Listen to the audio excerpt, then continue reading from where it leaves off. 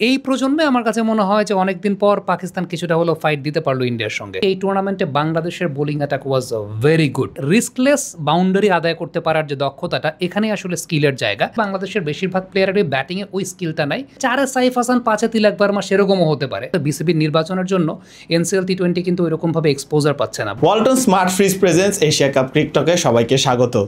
কেমন দেখলেন ফাইনাল, কতটা উপভোগ করলেন? বহুদিন পর ইন্ডিয়া পাকিস্তান ম্যাচে পাকিস্তান কিছুটা ইভেন কম্পিটিশন দিতে পেরেছে।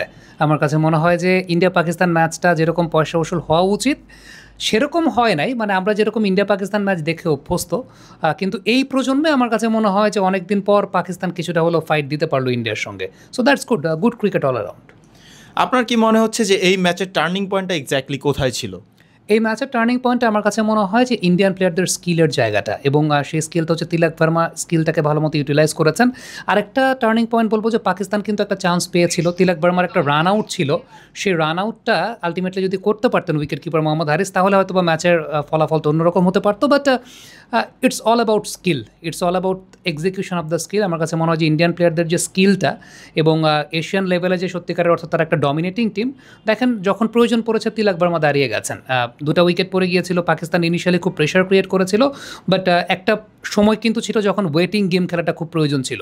তিলক ভার্মা এবং সঞ্জু স্যামসন মিলে কোনো প্রকার রিস্ক নেননি, ওয়েটিং গেম খেলেছেন। এবং ওই যে রিস্কলেস বাউন্ডারি আদায় করতে পারার যে দক্ষতাটা, এখানেই আসলে স্কিলের জায়গা। আমরা আমাদের ক্ষেত্রে, বাংলাদেশের প্লেয়ারদের ক্ষেত্রে দেখি যে বাউন্ডারি আদায় করতে গেলে রিস্ক নিতে হয়। আপনি ইন্ডিয়ান প্লেয়ারদের ব্যাটিং যখন দেখবেন, ওই মাঝের ওই সময়টা আপনি খেয়াল করে দেখবেন যে বাউন্ডারি আদায় করছেন, বাট রিস্কলেস বাউন্ডারি আদায় করছেন। এটা আমি খানিকটা বলবো যে বাংলাদেশ হংকংয়ের সঙ্গে যে ম্যাচটা, লিটন এবং তাওহিদ হৃদয়ের মধ্যে একটা পার্টনারশিপ ছিল, অনেকটা রিস্কলেস ব্যাটিং করেছিলেন। কুশল মেন্ডিস আফগানিস্তানের সঙ্গে যে ব্যাটিংটা করেছিলেন, এটা রিস্কলেস ব্যাটিং ছিল। এগুলোর জন্য আসলে স্কিল প্রয়োজন হয়। আনফর্চুনেটলি বাংলাদেশের বেশিরভাগ প্লেয়ারেরই ব্যাটিংয়ে ওই স্কিলটা নাই। বাট আপনি দেখবেন যে ইন্ডিয়ান ব্যাটাররা যেভাবে, এটা আসলে একদম স্কিলের বহিঃপ্রকাশ। এশিয়া কাপের সুপার ফোরে সব কিছু মিলিয়ে আপনার সেরা একাদশটি কোনটি? সেরা একাদশ, সেটা এই মুহূর্তে বলতে গেলে তো আমার কাছে মনে হয় যে হঠাৎ করে তো বলাটা খুব ডিফিকাল্ট। তারপরও আমি যেটা বলবো সেটা হচ্ছে, আমার কাছে মনে হয় যে অভিষেক শর্মা তিনি ওপেনিংয়ে থাকবেন, তার সঙ্গে সাহিবজাদা ফারহান থাকবেন। Left hand right hand combination আমার মনে হয় যে it's very good. Sahibzada Farhan এবং সেই সঙ্গে অভিষেক শর্মা। 3 নম্বর পজিশনটায় আমার কাছে মনে হয় যে প্রথম নিশাঙ্কাকে যদি আপনি এখানে না রাখেন, it will be very much unfair with him. So 3 নম্বর পজিশনটা আমার কাছে মনে হয়েছে যে প্রথম নিশাঙ্কা উইল বি দেয়ার। কারণ কোনো টিমেরই 3 নম্বর পজিশনের ব্যাটার আসলে ওই মানের পারফর্মটা করতে পারেন নাই সুপার ফোরের কথা যদি আমি চিন্তা করি। 4 নম্বর পজিশনে তিলক ভার্মাকে রাখতে হবে। Tilak Varma, he did well, he did very good. এবং জাস্ট ফাইনাল ম্যাচটা আমরা দেখলাম যে যেভাবে, যে ওয়েতে তিনি সেটাকে ডিসপ্লেটা করেছেন, যেভাবে আউটপ্লেট করেছেন, আমার কাছে মনে হয় যে ইট ওয়াজ ব্রিলিয়ান্ট। 5 নম্বর পজিশনটা নিয়ে এই জায়গাটা একটু ডাউট আছে যে 5 নম্বর পজিশনটা আসলে কাকে বলবো। আমার কাছে মনে হয় দিন শেষে সঞ্জু স্যামসন ডিড ওয়েল। আবার যদি আমার কাছে মনে হয় যে শ্রীলঙ্কা টিমও 5 নম্বর পজিশনে ওইরকমভাবে কেউ পারফর্ম করে নেই। আফগানিস্তান তো সুপার ফোরে উঠেই নেই, বাংলাদেশ টিমে তো প্রশ্নই আসে না, সেই জায়গাটায় আমি কারো নাম বলবো। তবে আরেকটা নাম আমার কাছে মনে হয় যে এই জায়গাটা ডিজার্ভ করে, তাকে আপনি 4-5-এর মধ্যে খেলাতে পারেন, সেটা হচ্ছে সাইফ হাসান। সাইফকে আপনি চাইলে 4ও খেলাতে পারেন, যদিও তিনি ওপেনিংয়ে পারফর্ম করেছেন। বাট আমার কাছে মনে হয় যে 4-এ সাইফ হাসান, 5-এ তিলক ভার্মা সেরকমও হতে পারে, মানে সেরকমও হতে পারে, কারণ ক্যাপাবিলিটি আছে। সাইফকে কিন্তু মূলত নেওয়া হয়েছিল আসলে বাংলাদেশের স্কোয়াডে as a middle order batsman, পরে তিনি ওপেনিংয়ে একটা চমক দিয়ে দিয়েছেন। এই এশিয়া কাপে না, সত্যি কথা বলতে ওই যে মিডল অর্ডার পোর্শনটাতে কোনো টিমে আসলে ওইভাবে ডমিনেট করতে পারেনি, টু বি ভেরি স্পেসিফিক। আমরা 5 পর্যন্ত আসছি। 6 নাম্বার পজিশনটা আমার কাছে মনে হয় যে হার্দিক পান্ডিয়াই should be there. Hardik Pandya,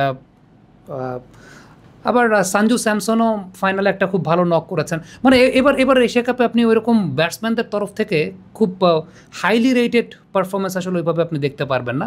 আমার কাছে মনে হয় যে ওইদিকে হয়তো বা থাকবেন, হার্দিক পান্ডিয়া থাকবেন আর সঞ্জু স্যামসন থাকবেন, এই দুজন থাকবেন। একটু বোলারদের দিকে আসে, তারপর দেখি মেলালে কেমন হয়। আমার কাছে মনে হয় যে এই টুর্নামেন্টে বাংলাদেশের bowling attack was very good. So on any day আমার কাছে মনে হয় যে Mustafizur Rahman should be there. একদম আমি ওই জায়গা থেকে যদি শুরু করি, মুস্তাফিজুর রহমান, নুয়ান তুষারের নামটা আমি বলতে পারতাম, বাট নুয়ান তুষারের নামটা আমি বলবো না। এই কারণে বলবো না, কারণটা হচ্ছে যে নুয়ান তুষারা বাঁহাতির এগেনস্টে খুব ভালো বোলিং করেছেন, ডান হাতির এগেনস্টে খুব ভালো বোলিং করতে পারেন নাই। আমি কি এই জায়গাটা রং হব কিনা যদি দুটা বাঁহাতি পেস বোলার সেই জায়গাটা রাখি, Shaheen Afridi should be there. আমার কাছে মনে হয় যে লাস্ট 3টা ম্যাচে তিনি যেভাবে পারফর্ম করেছেন, মুস্তাফিজুর রহমান এবং সেই সাথে শাহিন আফ্রিদিকে সেই জায়গাটা আমি রাখতে চাইবো। তানজিম হাসান সাকিবকেও আমি সেই জায়গাটায় রাখতে চাইতাম, কিন্তু আমার এখানে কম্বিনেশন মেলাতে হবে। কুলদীপ যাদবকে আমাকে সেই জায়গাটায় রাখতে হবে। আর কুলদীপ যাদব থাকবেন। ওইদিকে আমি চিন্তা করছি যে পাকিস্তান থেকে কি মোহাম্মদ নওয়াজকে কি আমি রাখবো কি রাখবো না, কারণ শ্রীলঙ্কাতে ওই জায়গাটায় কোনো ওই রকম লেভেলের পারফরমেন্স আসলে দেখতে পাইনি। আমার কাছে মনে হয় আমি ওই ইয়েতে যে নামটা বলেছিলাম যে সঞ্জু স্যামসনকে উইকেট কিপার হিসেবে রাখতে হয়, সেটাই তো মনে হচ্ছে যে উইকেট কিপার হিসেবে তাকে আসলে রাখতে হবে। আদারওয়াইজ অন্য টিম থেকে আমি উইকেট কিপার তো ওইরকমভাবে খুঁজে পাচ্ছি না। ডিফিকাল্ট টু টেল, মানে এরাই আলটিমেটলি এই এশিয়া কাপে যদি আপনি স্কোয়াডটা চিন্তা করেন, ঋষাদও খুব ভালো বোলিং করেছেন, বাট কুলদীপ যাদবকে সেই জায়গাটা রাখতে হবে। শিবম দুবেও খুব ভালো পারফর্ম করেছেন। মনে হয় যে এরকমই হবে আর কি। আমি ঠিক স্পেসিফিক 11 বলতে পারলাম না, বাট এই প্লেয়ারদের পারফরমেন্সটা ওইরকম হয়েছে আর কি। বেশ কঠিন প্রশ্ন হয়ে গিয়েছিল আসলে এটা, এই কারণে জাস্ট ফাইনালটা শেষ হয়েছে, আপনি আমাকে জিজ্ঞেস করেছেন, আমি এখন ইভালুয়েট করি নাই। এটার জন্য স্ট্যাটিস্টিক্স দেখা লাগবে বা করা লাগবে, বাট মোটামুটি এরাই পারফর্ম করেছেন। কারণ ওভারঅল সত্যি কথা বলতে এই এশিয়া কাপে মিডল অর্ডারের কাছ থেকে আমরা আসলে ওইরকমভাবে পারফরমেন্সটা দেখতে পাইনি। কোনো টিমের middle order was not that much up to the mark. So যাদের নাম বললাম তারাই দিন শেষে পারফর্ম করেছেন। ম্যাচ শেষে ইন্ডিয়া পাকিস্তান ম্যাচ শেষে এবার আমরা দেখলাম দুই দল হাত মেলালো না, ট্রফির জন্য ফটোশুটেও আসেনি। কিভাবে দেখছেন বিষয়টা? এটা আমি দেখার কিছু না, এটা ইন্ডিয়া পাকিস্তান, তাদের ব্যাপার, তাদের অভ্যন্তরীণ ব্যাপার, তাদের রাজনৈতিক ব্যাপার। এমনিতেই বাংলাদেশে এই মুহূর্তে রাজনীতি নিয়ে প্রচুর কথাবার্তা হচ্ছে। আমরা খেলার মানুষ, খেলার মতো থাকি, বাট এক্সপেক্ট করি যে খেলার মাঝে যেন রাজনীতির জায়গাগুলো না মিশে। খুব সম্ভবত রিসেন্টলি ইন্ডিয়ান একজন সাবেক মন্ত্রী শশী থারুর তিনি একটা কথা বলেছেন যে খেলার মাঝে এই ধরনের রাজনীতি না মেশানোটাই বেটার, খেলার মাঠটা খেলার মাঠের মতোই থাকা উচিত। বলছিলেন আমরা খেলার মানুষ, খেলার মাঠেই থাকা উচিত, খেলা নিয়েই কথা বলা উচিত। খেলা নিয়ে কথা বলতে গেলে বাংলাদেশ আফগানিস্তান খেলাটা হতে যাচ্ছে, কিভাবে দেখছেন সেটা? স্কোয়াডটা অলরেডি হয়ে গিয়েছে ঘোষণা, আপনার মন মতো হয়েছে কি? উপায় তো আর নাই, আমাদের তো প্লেয়ারেরই খুব সংকট, আমাদের তো আসলে আর প্লেয়ার নেই। সৌম্য সরকারকে নেওয়া হয়েছে, তার কারণটা হচ্ছে একে তো ইন্টারন্যাশনাল ম্যাচ খেলার এক্সপিরিয়েন্স আছে, আর দ্বিতীয়ত তো এবার এনসিএল টি20তে দুটা ভালো ইনিংস খেলেছেন। সত্যি কথা বলতে বিসিবির নির্বাচনের জন্য এনসিএল টি20 কিন্তু ওইরকমভাবে এক্সপোজার পাচ্ছে না বা ওইরকমভাবে হাইপ পাচ্ছে না।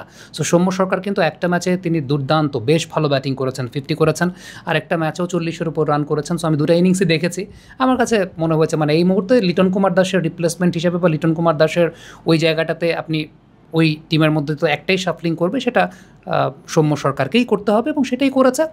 তবে একটা বিষয় দেখে ভালো লাগছে, গুড টু সি যে team management they are backing the entire team after having a very great failure, but still team management is backing the team. So this is very good. মানে টিম ম্যানেজমেন্টের জায়গা থেকে দর্শকরা তো অনেক কিছুই প্রতিক্রিয়া দেখাবে, দর্শকদের মন ভেঙেছে, দর্শকরা যে আশা নিয়ে যে প্রত্যাশা নিয়ে বাংলাদেশের খেলা দেখতে গিয়েছিল সেই মনটা তো ভেঙেছে।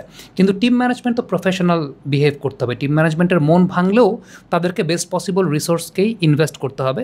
সো এটা একটা বিষয় ভালো যে টিম ম্যানেজমেন্ট এই ফেলিয়ারের পরেও একদম টিমে বড় কোনো শাফলিং করছে না, এই টিমটার প্রতি ট্রাস্ট রাখছে, টিমটাকে গ্রো করার চেষ্টা করছে। ঠিক যেমনটা আমি বলবো যে সাকিব আল হাসান, তামিম ইকবাল, মুশফিকুর রহিম, মাহমুদুল্লাহ রিয়াদ, ওই সময়টাতে টিম ম্যানেজমেন্টে তারাও কিন্তু খুব প্রচুর ফেলিয়ার ছিল, অনেক ফেলিয়ার ছিল তাদের। 2007 থেকে 2011-12 পর্যন্ত, 12 এশিয়া কাপের আগ পর্যন্ত কিন্তু 5 বছর টানা বাংলাদেশের ফেলিয়ার ছিল, এবং এই প্লেয়ারদেরকেই ম্যানেজমেন্টরা খেলিয়ে তাদেরকে ওই রকম প্রিপেয়ার করেছিল। তো ইটস গুড টু সি যে this current team management they are backing up the players. সর্বশেষ যেটা জিজ্ঞেস করব, আফগানিস্তানের বিপক্ষে আপনার প্রেডিকশনটা কি টি20 সিরিজে? শারজাতে খুবই ডিফিকাল্ট, শারজা আফগানিস্তানের হোম ভেন্যু, এবং আফগানিস্তানের যে ধরনের বোলিং অ্যাটাক, আমি বলবো যে খুব বেশি উচ্চাশা করাটা আসলে ঠিক হবে না। কারণ ভেন্যুটা যদি অন্য কোনো জায়গা হতো আমি বলতাম যে ঠিক আছে, সেই জায়গাটা বাংলাদেশ একটা টাফ ফাইট দিতে পারবে, but still hope for the best. Sharjah আফগানিস্তানের home venue, but on a given day আপনি যদি পারফর্ম করতে পারেন, টিমটা কোন মেন্টাল স্টেটে আছে, টিমটার আমি যেটা বলবো যে 4-5 নম্বর পজিশনে, মানে মাঝখানের জায়গাটাতে you need potential players, you need potential outcomes from the players. আমাদের মনে হয় যে মাঝের সময়টাতে আমাদের সেই পটেনশিয়াল আউটকামটা আমরা পাচ্ছি না। সো ওইটা যদি আলটিমেটলি আমরা না পাই তাহলে কিন্তু খুব ডিফিকাল্ট, বিশেষ করে শারজার মতো জায়গা আফগানিস্তানকে বিট করা, সেটা খুব ডিফিকাল্ট যদি মিডল অর্ডার থেকে সাপোর্টটা না পাওয়া যায়। আমার কাছে মনে হয় যে বাংলাদেশের এই টিমটায় ওই মিড ফেজের প্লেয়ার গ্রুম করানোটা খুব জরুরি।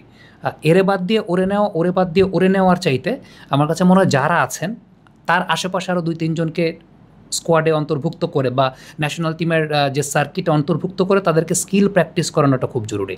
নত তো দিন শেষে আপনি শুধু বলবেন যে এরে বাদ দিয়ে ওরে নাও, ওরে বাদ দিয়ে ওরে নাও, আপনি যারে আনবেন সেও ফেল করবে। তো যারে আনবেন সেও যখন ফেল করবে তখন আবার তারে বাদ দিয়ে তখন আবার আরেকজনের নিয়ে আসবেন। তো এই সব করার চাইতে আমার কাছে মনে হয় যারা আছেন তাদেরকে প্রপার স্কিল প্র্যাকটিস করানোটা খুব জরুরি, এবং সেক্ষেত্রে টিম ম্যানেজমেন্ট এবং টিম কোচিং স্টাফের দায়িত্বটা কিন্তু অনেক বড়। আমরা সবাই শুধুমাত্র বাদ দিতে পছন্দ করি, এর বাদ দিয়ে ওরে নিয়ে আসতে পছন্দ করি, এবং আমাদের কাছে মনে হয় যে যখন যে দলে নাই সেই মনে হয় দলের সেরা খেলোয়াড়, সে থাকলেই মনে হয় আমরা জিততাম। এসব বাদ দিয়ে আমার কাছে মনে হয় যে প্লেয়ারদের যারা আছে অ্যাভেলেবল রিসোর্স তাদের স্কিলটা বাড়ানোর কাজ করা উচিত। বাদ দেওয়ার খেলা খেলি এসব বাদ দেওয়া উচিত বাংলাদেশ ক্রিকেট থেকে।